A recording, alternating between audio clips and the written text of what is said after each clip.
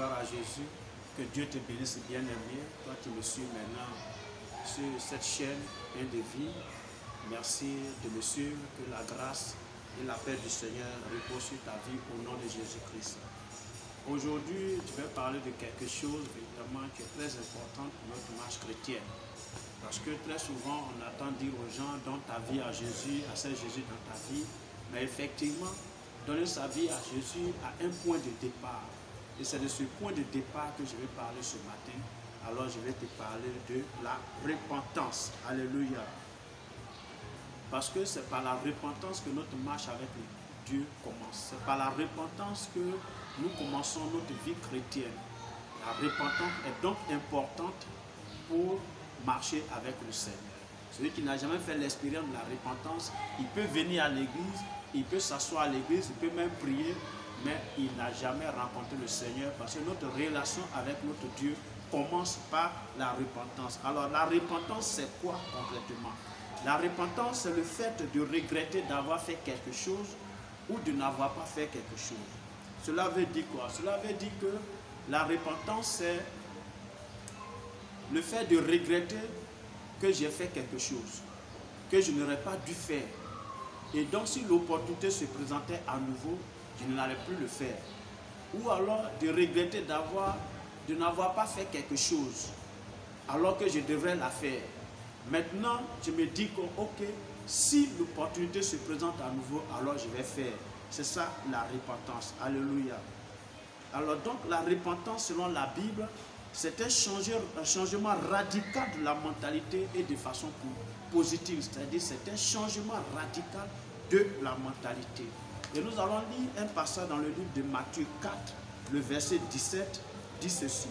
Dès ce moment, Jésus commença à prêcher et a dit, « Repentez-vous car le royaume des cieux est proche. » Oui, Jésus venait à peine de finir avec ses 40 jours de jeûne et de prière, 40 jours, 40 nuits, et qu'après que le diable ait tenté, qu'il ait eu la victoire sur les différentes tentations du diable, alors la Bible dit qu'à partir de ce moment-là, Jésus a commencé à dire, repentez-vous car le royaume des cieux est proche.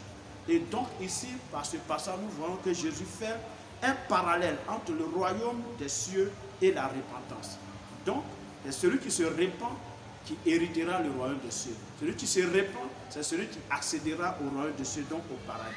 Alors donc, pour mieux comprendre la repentance, bien aimé, nous allons la voir sur 6 points essentiels. Alléluia. Et ces 6 points, vraiment, je t'ai prie de me suivre tranquillement. Je t'ai prie que tu m'écoutes et je t'ai prie que tu suives même avec moi. Le premier point, on va aller dans le livre des Actes des Apôtres. Actes des Apôtres au chapitre 2. Actes des Apôtres au chapitre 2. Et nous allons lire le verset 37. Et le verset 37 dit ceci. Après avoir entendu ce discours, il eut le cœur vivement touché et il dit à Pierre et aux autres apôtres, « Hommes frères, que ferons-nous » Alléluia. La première étape de la repentance, le premier point de la repentance que je veux exprimer maintenant là, c'est la conviction du péché. Être convaincu que tu es pécheur, être convaincu que tu as péché, être convaincu que tu es dans le péché. Parce que quand quelqu'un n'est pas convaincu de ce qu'il fait est mauvais ou bon, alors il ne sait pas exactement ce qu'il fait. Alors il faut avoir la conviction du péché. Et là on était à la Pentecôte. Quand Pierre a fini de prêcher et qu'il a présenté Jésus et qu'il a annoncé véritablement la parole de Dieu, oui, tous ceux qui étaient ce jour-là à Jérusalem, la Bible dit qu'ils ont eu vivement le cœur touché. Oui, bien aimé, qu'est-ce que je veux dire? Quand tu écoutes la parole de Dieu, quand tu entends l'évangile de Jésus, en principe, ton cœur devrait être touché. Et lorsque ton cœur est touché, cela doit t'amener à un changement. Et l'expression « homme frère, que ferons-nous » c'est l'expression du désir ardent de changement. Alléluia. Donc la repentance commence par une conviction du péché. C'est le premier point. Le deuxième point, c'est la tristesse selon Dieu. La tristesse selon Dieu, et on va rester toujours. On va aller dans le livre de 2 Corinthiens. 2 Corinthiens au chapitre 7. 2 Corinthiens au chapitre 7. Et nous allons donc lire le verset 10. 2 Corinthiens chapitre 7, le verset 10 dit, « En effet, la tristesse selon Dieu produit une repentance à salut dont on ne se repent jamais, tandis que la tristesse du monde produit la mort. Alléluia.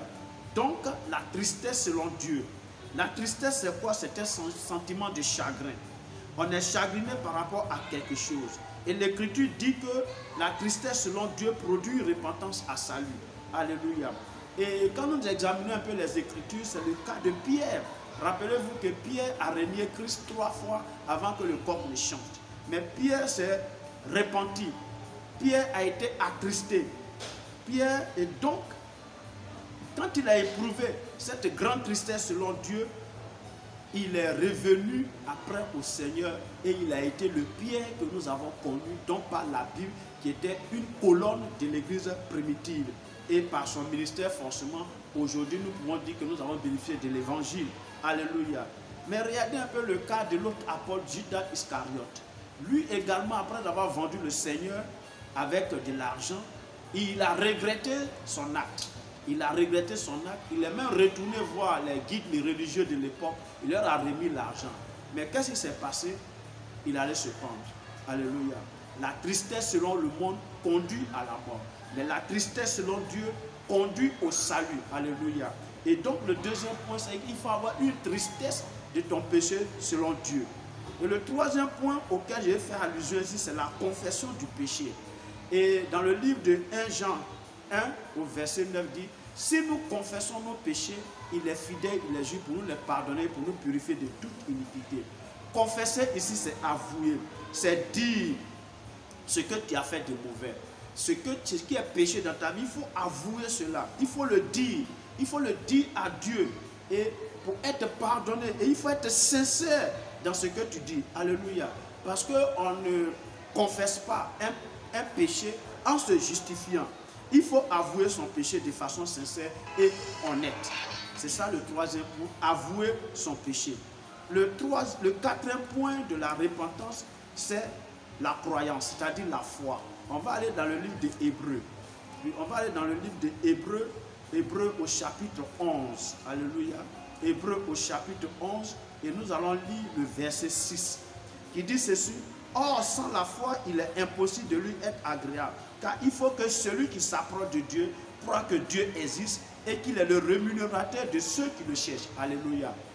Tu ne peux pas venir à Dieu sans croire que Dieu peut te pardonner. Tu ne peux pas venir à Dieu sans croire que Dieu est capable de te délivrer de ton péché.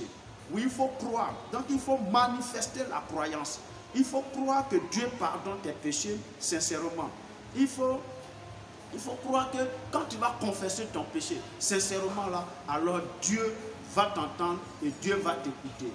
Alléluia. Si donc nous sommes sincères dans nos confessions, il faut aussi que nous croyons que Dieu l'a aussi pardonné et ne point nous culpabiliser derrière. Parce que derrière on se culpabilise souvent. Ah, est-ce que mon péché là, est-ce que mon péché là, non. Si tu l'as avoué sincèrement, si tu l'as confessé sincèrement, crois que Dieu t'a effectivement pardonné ton péché.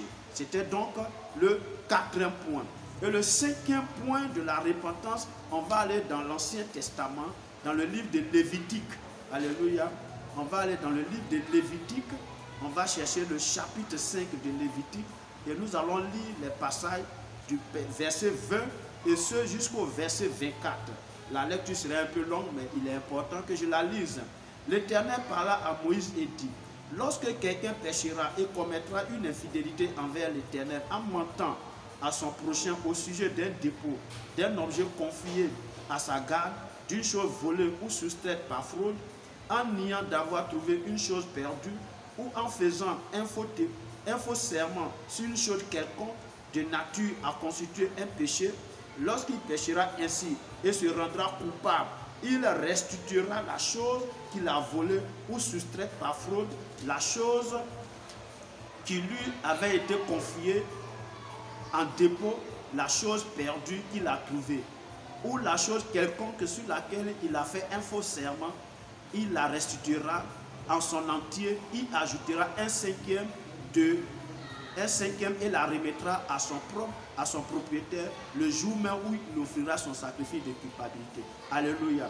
Cela veut dire quoi? Nous devons restituer. Alléluia.